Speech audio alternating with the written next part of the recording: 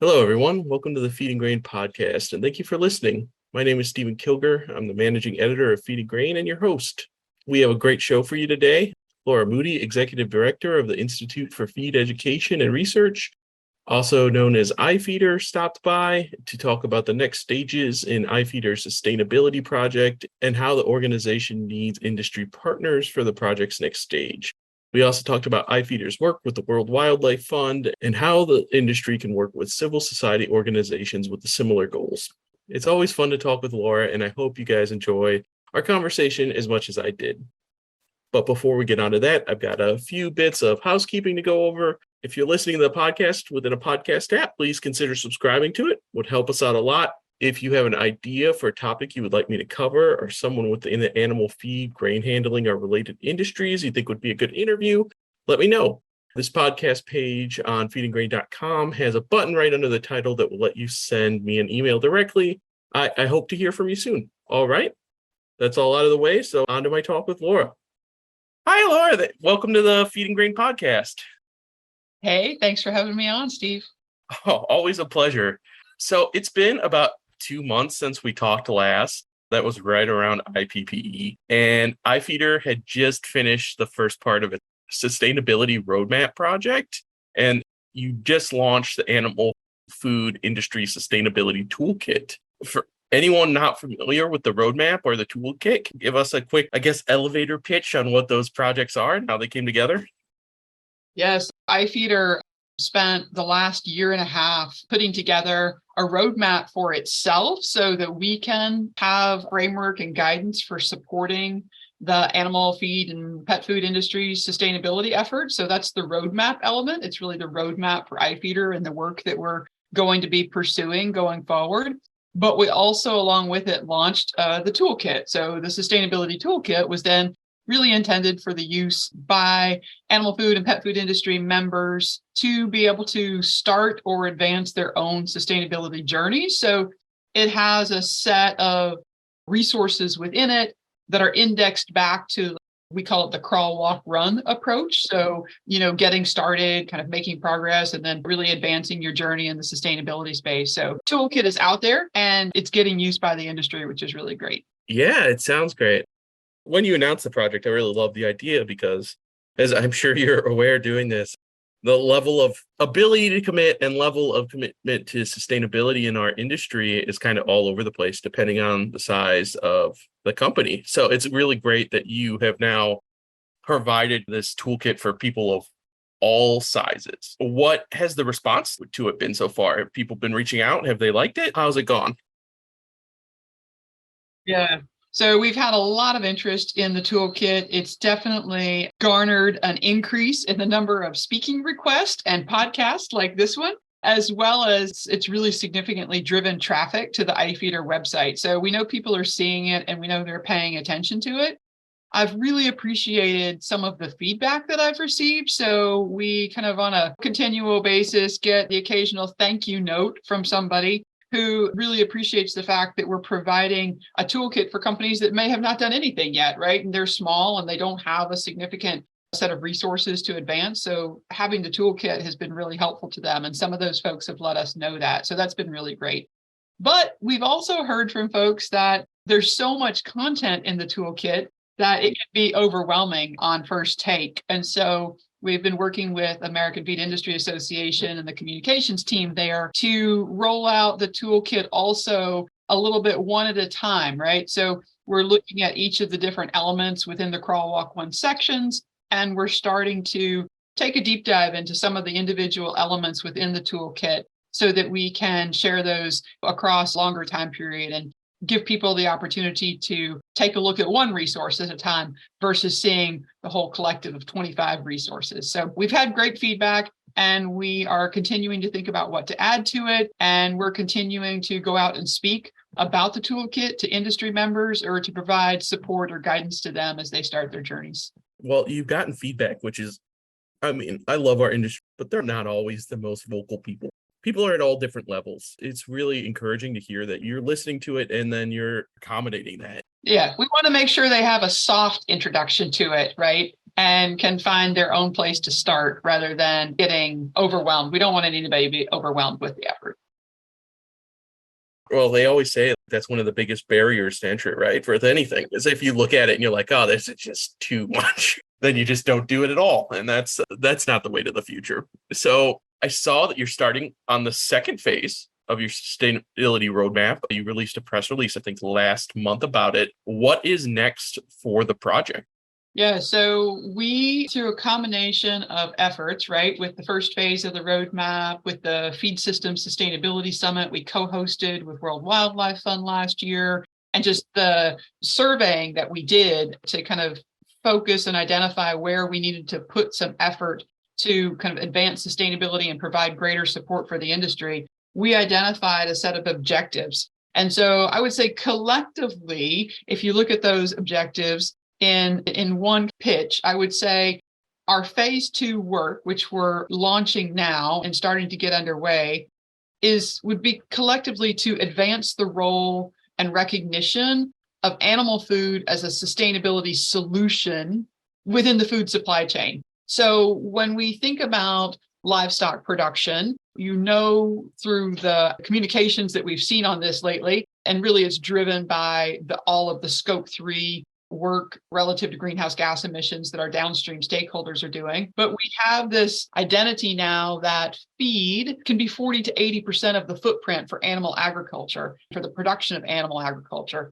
And so we then have these downstream stakeholders that are like, oh, we need to focus on feed. Great. But then they oftentimes end up jumping right over the feed sector itself and focusing on feedstuff production, or focusing on the crop that's being grown in the field. And so they're putting their efforts towards regenerative agriculture, which is about utilizing practices to either sequester carbon into the soil or to reduce runoff, or things we think of as climate smart practices. That's great. We absolutely need that. But there's a lot of work that animal feed and food sector does that should be considered an innovation or strategy or practices that can also reduce the footprint of animal agriculture. And so we want to put more of a focus and help those downstream stakeholders understand the opportunities that exist with innovation in the feed space relative to reducing that footprint, so that not all of the effort is focused on feedstuff production in the field. We think there's a place for both of them. And we think it's on us a little bit to be able to show them what the art of the possible is relative to innovations that the feed industry brings to help reduce that environmental footprint. So collectively, there are several projects that will be in that phase 2 work, but that's really the desired outcome for it.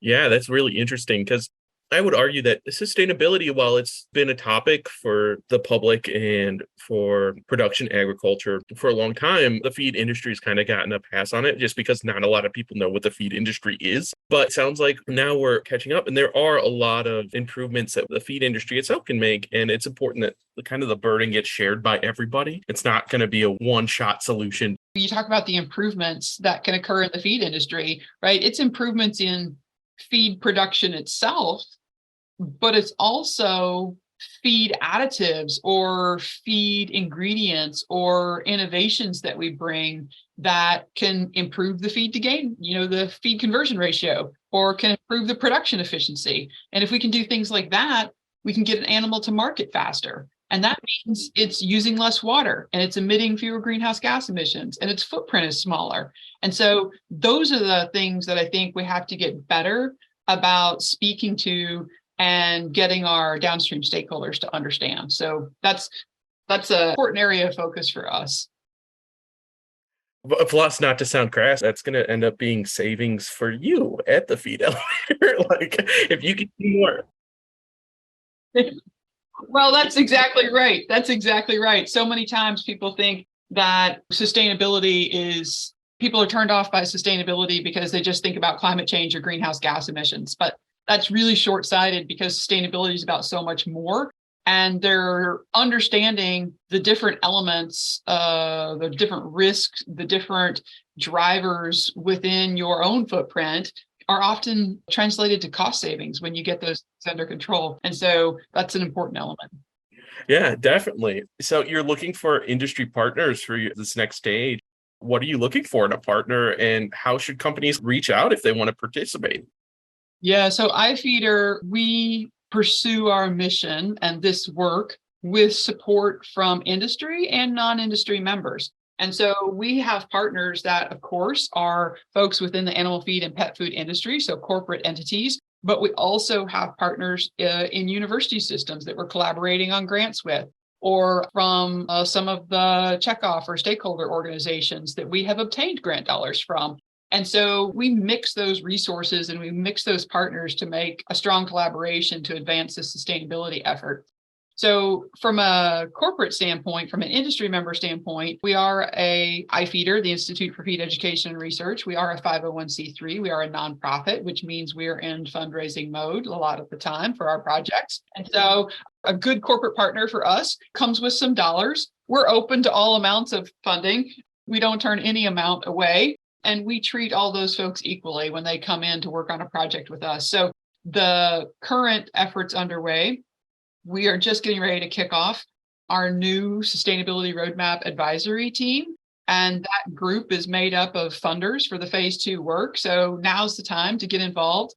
If there's an entity out there that wants to be involved in the sustainability effort, please, by all means, contact me at iFeeder. We really need industry members' involvement because they all come with a slightly different perspective.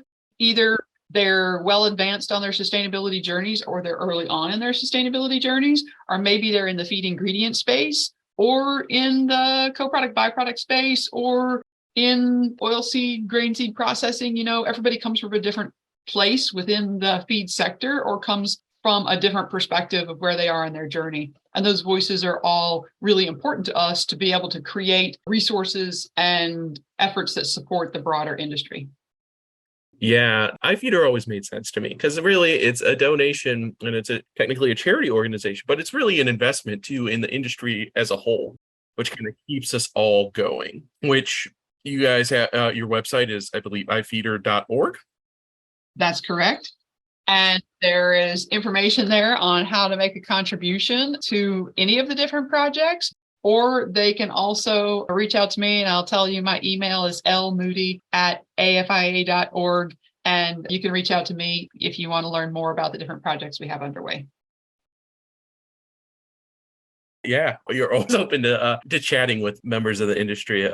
So iFeeder, and you mentioned earlier, is kind of, I don't want to say complete partnership, but you've been working a lot with the WWF, which for whatever reason, as a 35-year-old man, I can't disassociate with the wrestling organization, but it is the World Wildlife Fund, which is a really great organization, and you seem very willing to work with the industry on sustainability. Can you talk to me a little bit about your partnership? And they recently released a white paper that you contributed on called the Focus on Sustainable Feed, which I read and is a really interesting read and available on their website. I'll have a link to it in the show notes, but it was really fascinating to get through. And I was interested in how this partnership started and what you've been working with them on.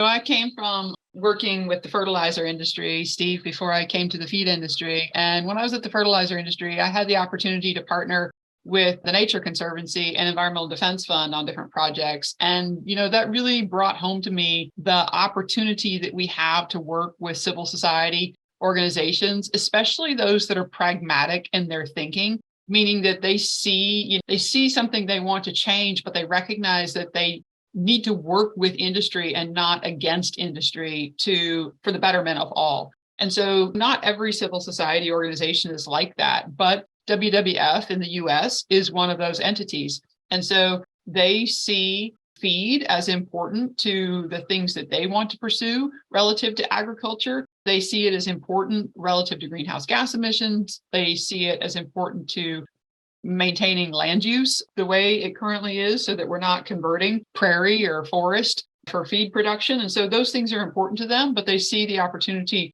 to work with feed in that space. And so they actually have a pretty strong team at World Wildlife Fund here in the US that's focused on livestock production and feed elements. And we had this opportunity last year to collaborate for the Feed System Sustainability Summit. And we brought together the whole animal feed and pet food value chain together to be able to really discuss where some of our challenges lie in this space and to start thinking about solutions to pursue. So the white paper actually came as a result of that Feed System Sustainability Summit, and they built that focus around solutions from content that came out of that summit. And so the effort, and as it reflects in the paper, the summit effort was focused on regenerative agriculture, which we said a little bit about.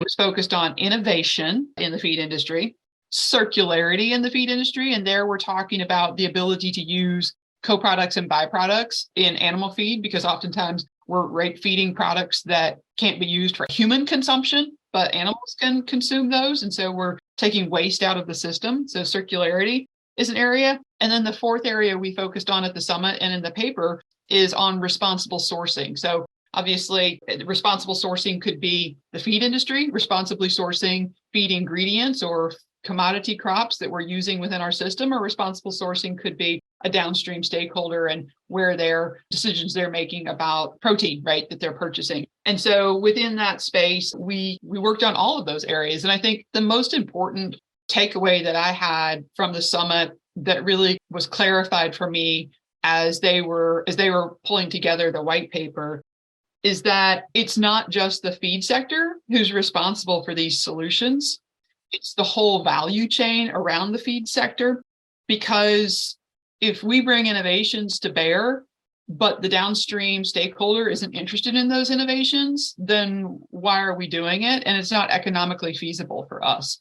Similarly, if we want to focus on responsible sourcing, but our upstream crop producers aren't doing all the things that they could do to reduce the footprint of the production of that grain, then again, we can't responsibly source those materials. So we have to have collaboration and partnerships across that whole value chain to act on the solutions that WWF speaks to. And really important, we have to have market signals, right? So we as the feed sector need to hear from the livestock producers and the downstream customers that they want the things that we could actually bring to help reduce their footprints. Definitely. And I like that it's reasonable solutions too. Like you said, they're pragmatic about what is and what isn't, what isn't and what isn't an option. Because there are some environmental groups out there like, oh, let's just all stop eating animals. And you're like, well, that's not going to happen.